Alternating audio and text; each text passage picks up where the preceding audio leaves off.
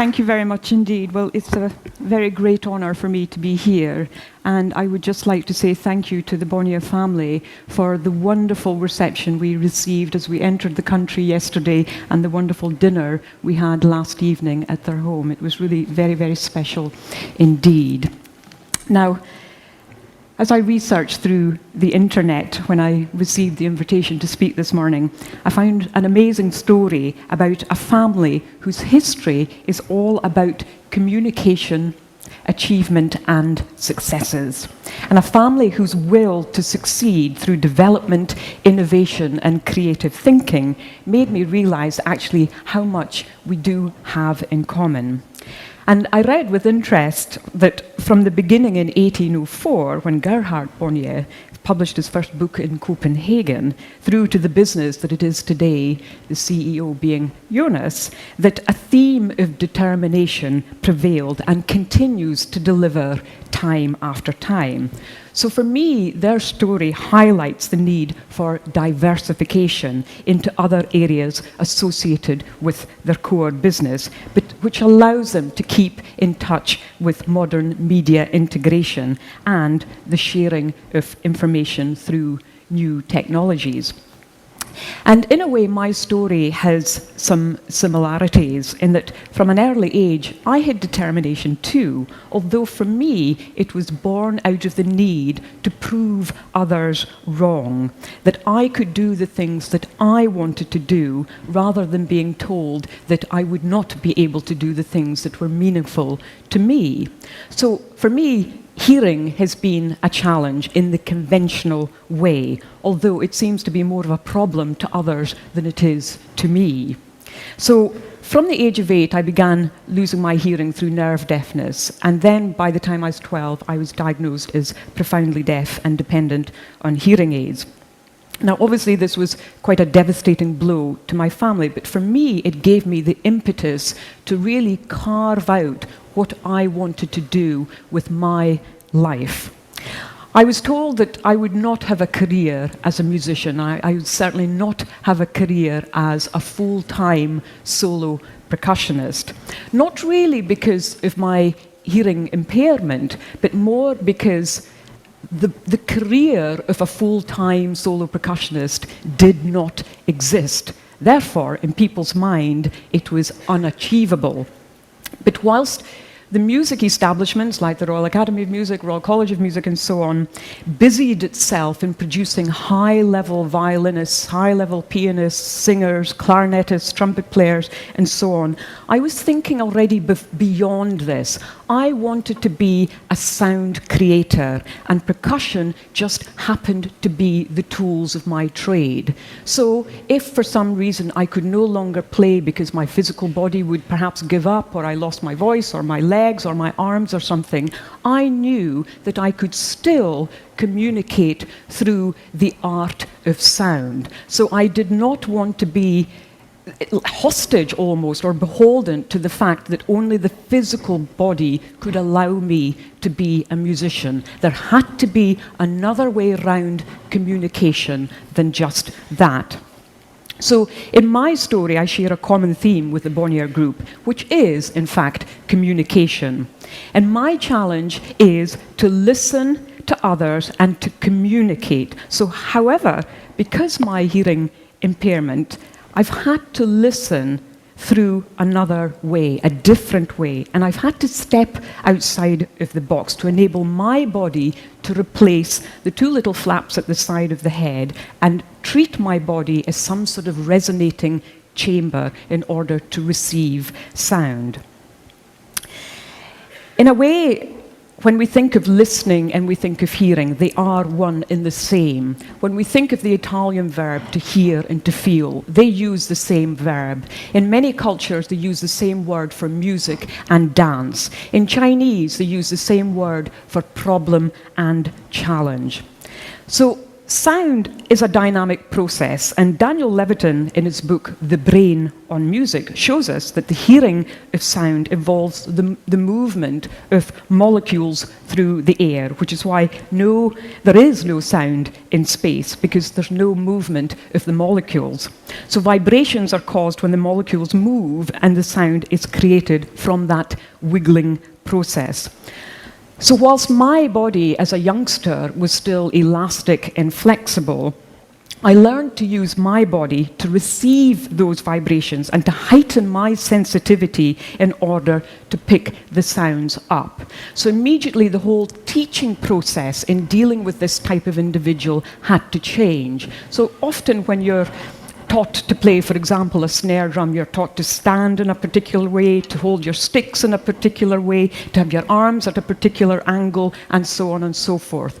But for me, it was immediately, I had to depend on pictures, I had to depend on visual images. So my teacher would say, create the sound of snow, create the sound of a thunderstorm, create the sound of a tractor, create the sound of happy children, and so on. So immediately there were those pictures that were related to the creation of sound. And this immediately meant that I could allow my body to be part of that sound process, to be part of the journey, to be the picture. And it also allowed me to create my own stamp mark in how I approached that instrument. But it also allowed me to experiment with how I used my body. My body is the instrument. So basically, I discovered that the conventional way of playing a drum was not allowing the sound to come through my body. And imagine my body is some sort of organ, resonator, or pipe.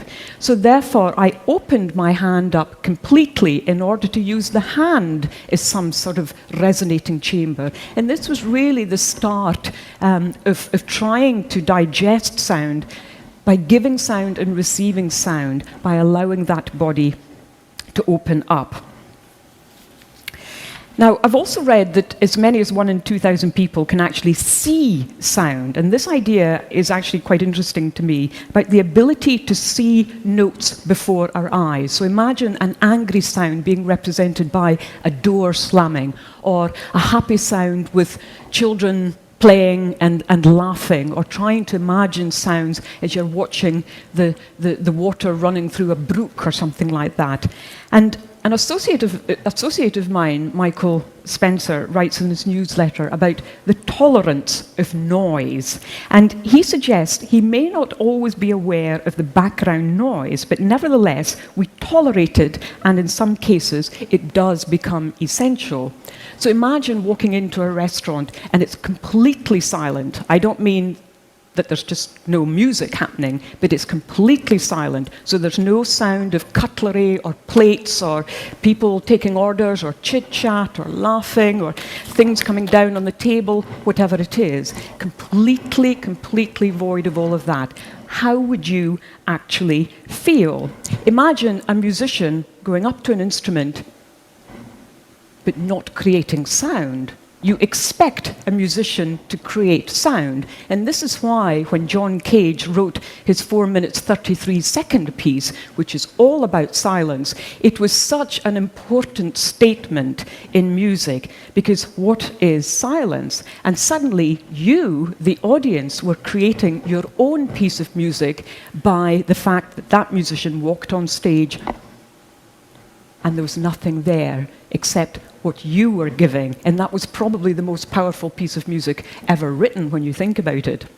If we think about a lot of the works by the French composer Vinko Globaker, he has the musician come on stage, but there are no instruments there. There's simply just the musician. So how is the sound produced? Suddenly it's produced from creating body sounds. Now, if you imagine a trombonist or a percussionist or a pianist or a violinist, and you take their instrument away, but yet they're still creating the physical process of playing that instrument, there's a lot of body sounds that are actually being produced. Think of wind players and brass players. Suddenly there's all sorts of different sounds that are being produced from that body. So we have to listen to how our bodies are functioning, first of all, before we're able to feed that energy through the instrument.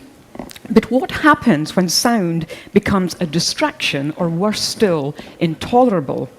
Well, when sounds around us begin to interfere with our tolerance levels or get in the way of what we're trying to hear. So what would happen if suddenly mobile phones were going off right, left, and center? Would that become a distraction for you?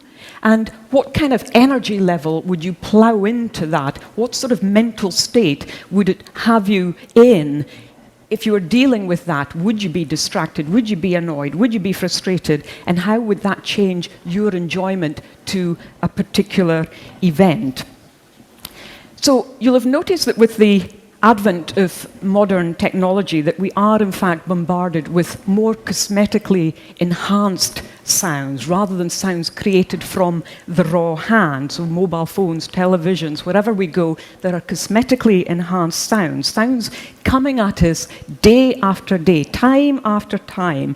And it's creating a dichotomy or division in our hearing mechanisms. Now, one of the things that we used to do as students, music students, was that we would perhaps place 5 or 6 musicians in one room, all playing different pieces, different instruments, but we would have to concentrate on our particular piece of music. So you'd have all of these sounds coming at you, the movement of people creating sound, but yet you had to deliver what you were there to practice. Now suddenly when there are all of these distractions, your balance is affected, your concentration, your focus is affected. So this was a test of really honing in on listening to the body. So the sense of touch really became the most important sense. And that sense of concentration, of visualization, of putting yourself away from that practice room into the concert hall or wherever you wanted to be, had to be so strong so that you could really eliminate everything else that was around you. And that was such an important exercise to really develop, and something that we do in a way every single day of our lives in one way or another, to some degree or other as well.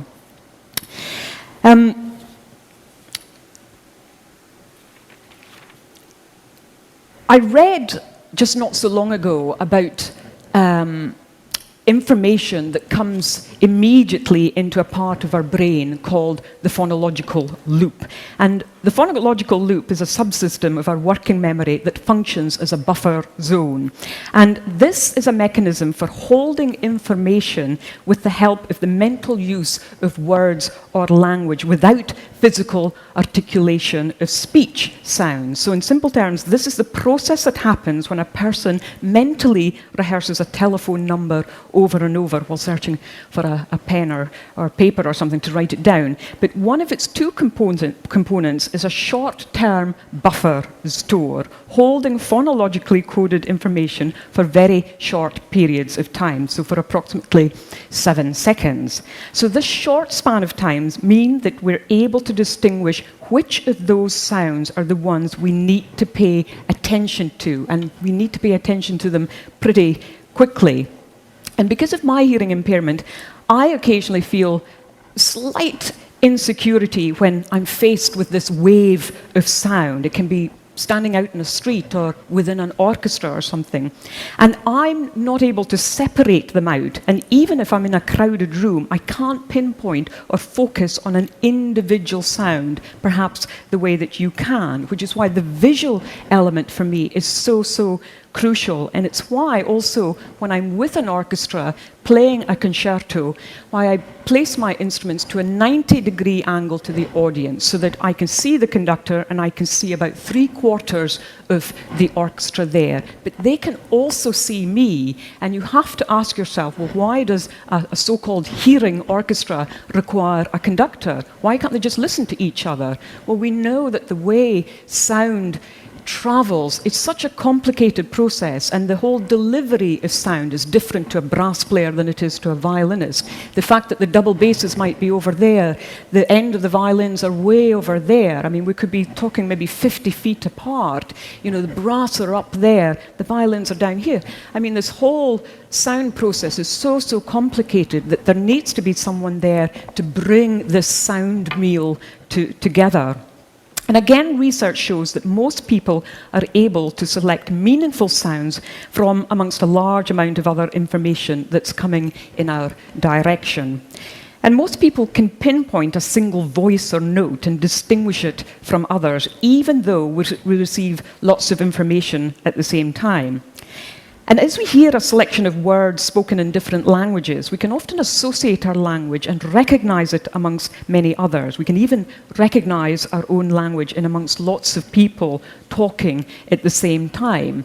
And we can focus on an individual who is saying something that actually matches our own language, and patterns that are created and stored in our brains, providing us with the largest library known to man, and information stored and retained to be added to constantly, recalled as and when required, and matched and shared, and possibly forgotten.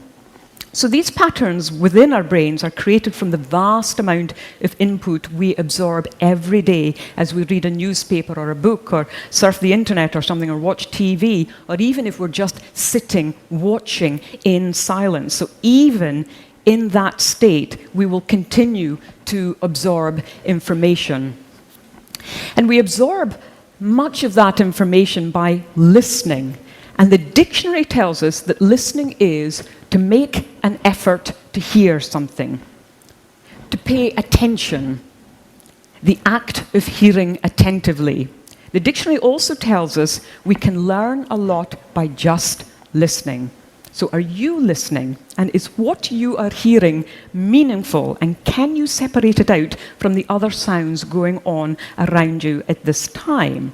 So for example, for me, if I want to play this drum, I will wholeheartedly only concentrate on that drum. I will not start creating what I call fast food sounds. I need gourmet sounds. And in order to do that, I have to experience the whole physical journey of creating that sound. Now, there's a tendency whereby musicians can just sort of play around on the instrument and say, oh yes, I can play that bit. And actually what you're doing is damaging yourself more than creating something positive. There's a difference between improvising and meaning to improvise than just sort of playing a bit of nonsense because you're just scuffing something over, you're just, just really playing on the surface. So for me, this whole process, whenever I pick a stick up, I know I have to be listening better than the previous time I picked that stick up, knowing that the body changes. So how I play and how I listen now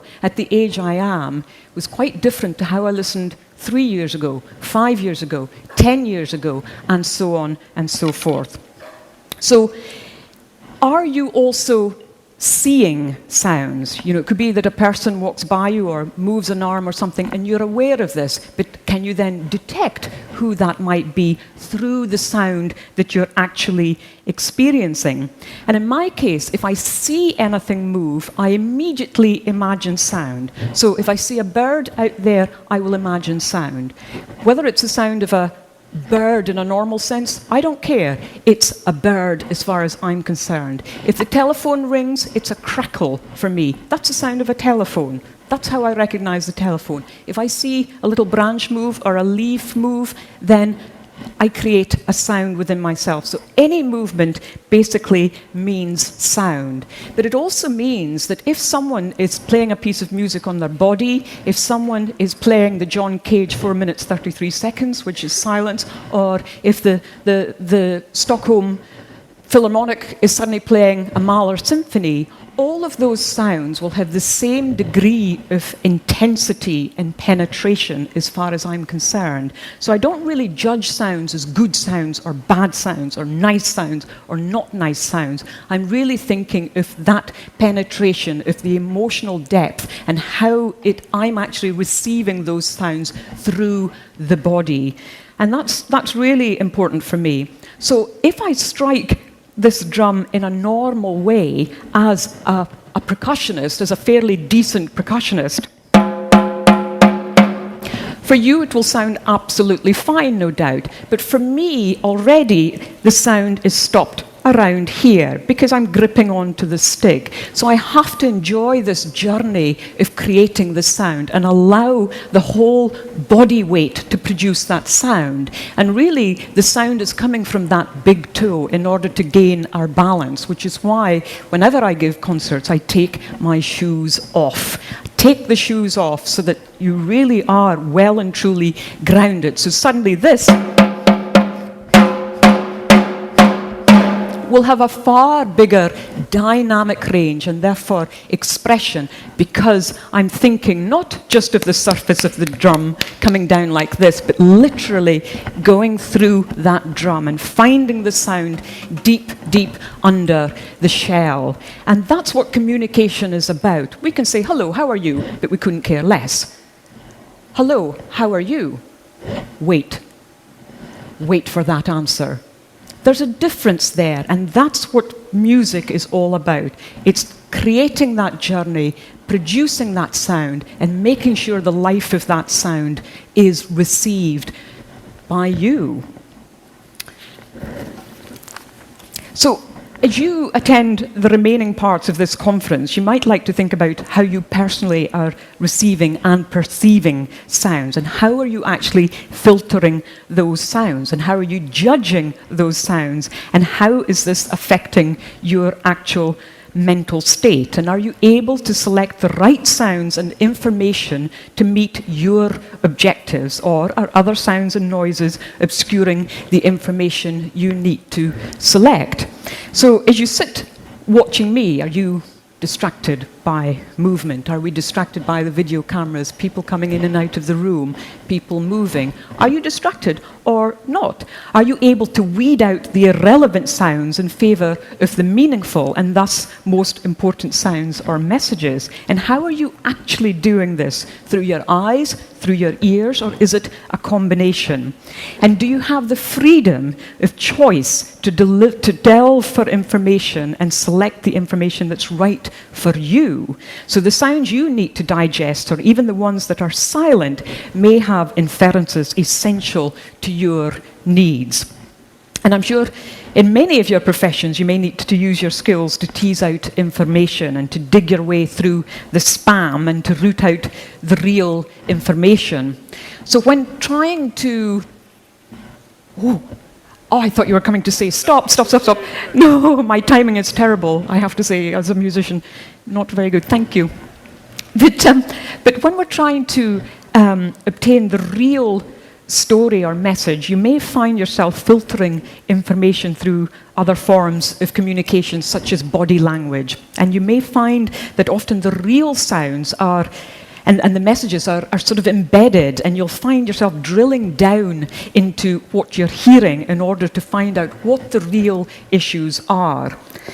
So in my life, I too have found it necessary to embrace alternative sources to enable me to listen. And I have to delve into the depths of my surroundings and surfaces to seek out sounds, to find where they come from and how they actually feel. So from a very early age, I discovered that sound is not just what comes into the hearing mechanism. Sound also comes from touch, the sense of touch. And I can feel, as we all do, the vibration coming through my arms or my fingertips, my cheekbones, my scalp, my chest, my lower part of my body, everywhere that you will allow yourself for that sound to come through and to concentrate on that particular feeling. And I've had to train myself to be responsive to as much vibration as possible as it penetrates my body.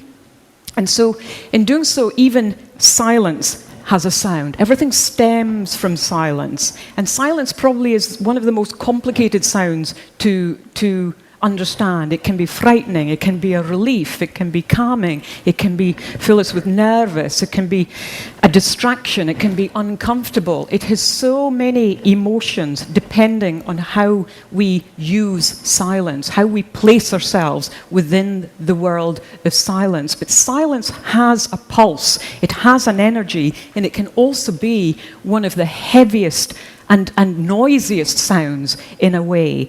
But in music, we speak of the sound of silence or the air in between words or notes. And we also speak of gaps and pauses and say they speak volumes. So what does that actually mean? Is hearing the only form of communication?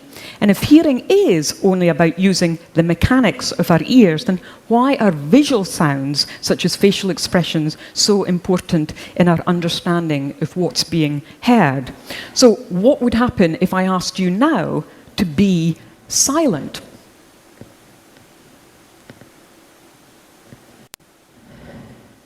Suddenly no one is moving. Suddenly you're all looking at me. What's happening to your body? Are you aware that suddenly you've become like pieces of cardboard? Or what's actually happening? What's the difference in you? And why has that silence done that to you? Is this what we need to feed ourselves on a daily basis? Just to have a moment to feel this energy running through our body, our own rhythm, our own sound, our own pace. What is it? Music stems from silence. That's really our palette. And what we do is paint that palette of silence with other colors, other sound colors, as it were. But that's what we are. We're just basically painters of sound. But it's amazing how that silence really controls, in a way, everything that we do, but we can also control that as well. So take note of what's happening with your body language and your eyes, everything. And as a musician, certainly silence is the most important sound to deal with. When I play this drum as part of a group or an orchestra, or in a marching band or something, we get the initial attack of the drum, but we don't experience the life of that sound thereafter. It has a resonance, it has tuning, the sticks are tuned, they have a personality themselves, but all that is cancelled out because of our inability sometimes to allow the body to wait for that sound to speak. And then we begin again. But here we're constantly wanting to fill those gaps up. We want to interrupt. We feel as though we've got to be busy, we've got to be doing something. But is that something really worthwhile in the long run? So what about communicating the language? Well, I'm not a technical person by nature, and I was talking to a friend of mine the other day whose son is a bit of a technical wizard. And she was telling me of the time when computers entered our homes and our offices and so on. And she was rather perplexed by all of this. And so she said to her son, well, I've got this computer, what do I do with it? And so he said, well, you log on. And her mum said, well, what does log on mean? And he said, well, you load the disk. What's a disk? So he said, well, it's this flat piece. You stick it in front of the computer in a little slit in front there. And so she did that. And then suddenly on the screen, she saw a DOS screen. And she would sort of emphasize this. And it went on and on like this. And then she suddenly saw another term, config.exe and things like this. And, she was becoming more and more confused and frustrated, and also frustrated with her son as he was with her.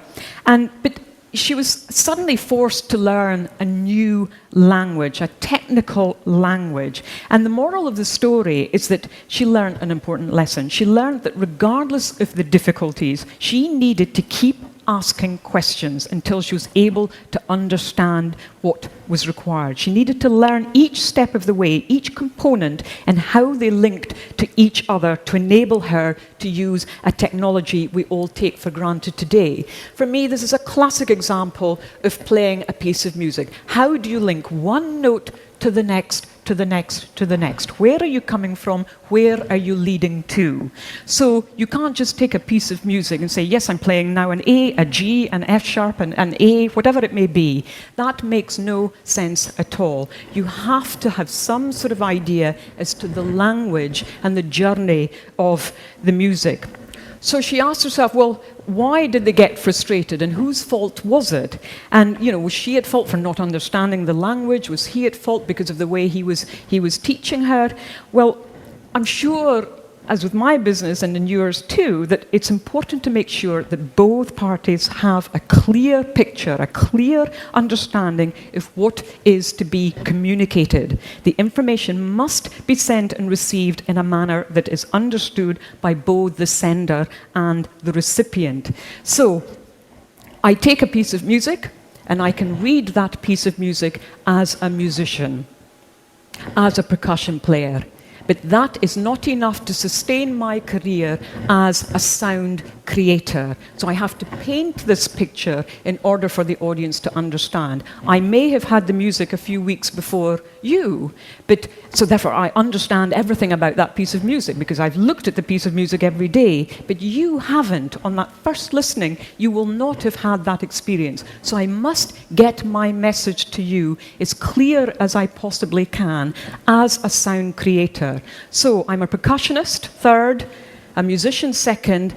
Most importantly, I am that sound creator and sound communicator. That is what you do. Unlike going to an art gallery or reading a book or getting used to your Kindle or something, we cannot have the chance to say, oh, could you just play that piece again in a concert? Because I didn't quite get it the first time. In an art gallery, you can walk back to the piece of art, digest it more. A book, you can reread it again. With that piece of music, you don't have that opportunity. And to buy a CD or any type of recording of it is not actually going to give you the same experience as creating and experiencing that live situation.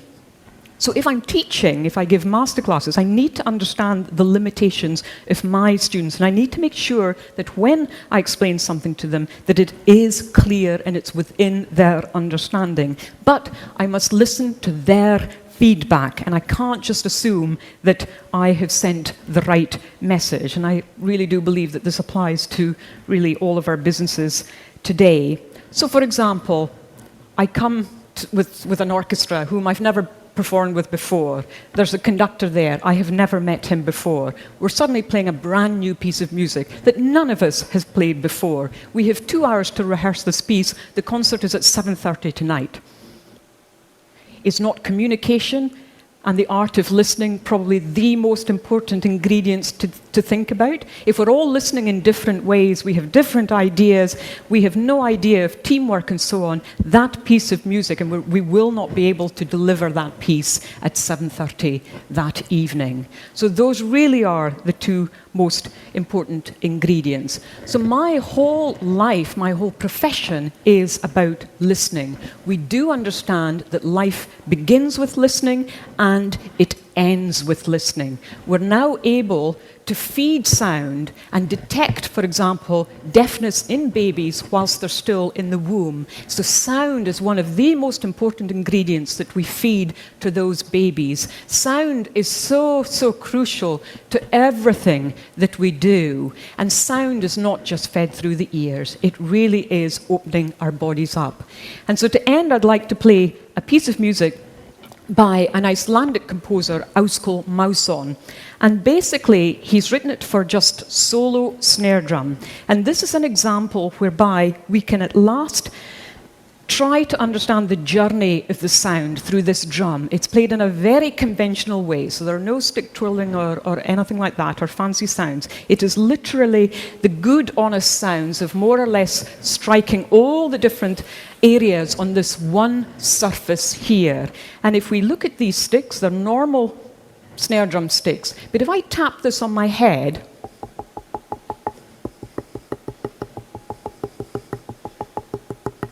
you should be able to pick up a pitch there. Now I choose those sticks, or these sticks, according to the pitch I want for that particular piece of music. So I will not use these same snare drum sticks for every single time I play the snare drum, or for every piece that I play on this particular drum. We can find the resonance of the drum, the resonance from the shell. We can find that, and you can hopefully on the video screen pick up on the manipulation of the sticks, how the sticks are held, and the very different ways that the hand is actually supporting the stick. Take note also of how I might use the actual tip of the stick as well, bearing in mind that a snare drum stick is like a human body. We have the head, we have the neck, which is the most fragile part. It broadens out a little bit. We have the shoulder, we have the main shaft of the stick, and then the butt end of the stick. All of these are useful territories, as it were, for us to explore with the sound, but we don't need a lot of instruments to create these sounds. It's also an opportunity to think, well, heavens, is it really noisy and I don't like it, or da-da-da-da-da.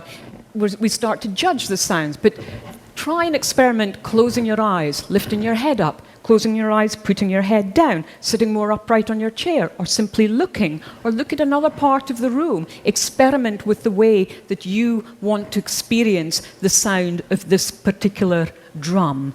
But for me to project this piece, I need to see this as a piece of music that happens to be written for the snare drum, rather than this is a snare drum piece of music.